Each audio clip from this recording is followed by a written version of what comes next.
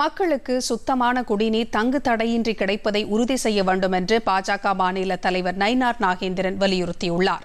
இது தொடர்பாக அவர் வெளியிட்டுள்ள அறிக்கையில், திருநெல்வேலி, தென்காசி மற்றும் விருதுநகர் ஆகிய தென் மாவட்டங்களுக்கு கூட்டு குடிநீர் திட்டங்களின் கீழ் வழங்கப்படும் குடிநீரானது மாசுபட்டிருப்பதாகவும், உறை கிணறுகளுக்கு பதிலாக தாமிரபரணி ஆற்றிலிருந்து நேரடியாக எடுக்கப்படும் குடிநீரால் மக்கள் அவதியுறுவதாகவும் வெளியாகியுள்ள செய்திகள் மிகுந்த மனவேதனை அளிப்பதாக தெரிவித்துள்ளார்.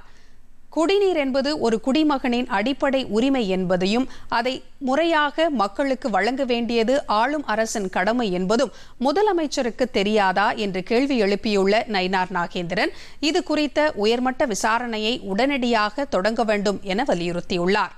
மேலும் தமிழ்நாடு குடிநீர் வடிகால் வாரியத்தின் செயல்பாட்டையும் சீர் செய்து மக்களுக்கு சுத்தமான குடிநீர் தங்கு தடையின்றி கிடைப்பதையும் உறுதி செய்ய வேண்டும் என தமிழ்நாடு முதலமைச்சரை வலியுறுத்துவதாக நயினார் நாகேந்திரன் தனது அறிக்கையில் தெரிவித்துள்ளார்.